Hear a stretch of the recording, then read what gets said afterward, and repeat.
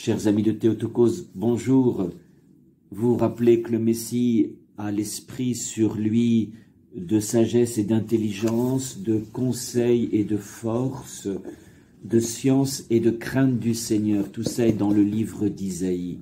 Et Jésus va accomplir cette prophétie.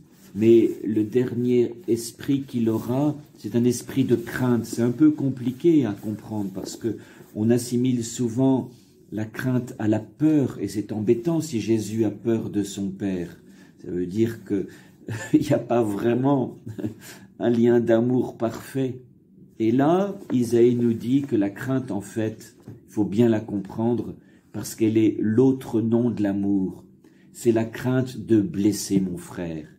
C'est la crainte pour le Messie de blesser la confiance que Dieu lui fait.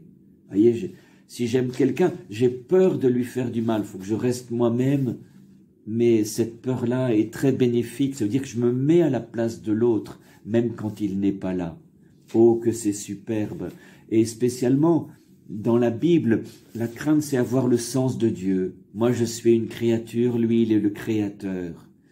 Apparemment, il me guide, mais je ne le vois pas. Je crois qu'il est absent ou je crois qu'il s'est foutu de moi, pour parler un peu crûment. Et en fait, il était là. Il était provident. Il pourvoit à mes besoins. Ah, le sens de la crainte, c'est le sens de la juste relation, la juste distance avec Dieu.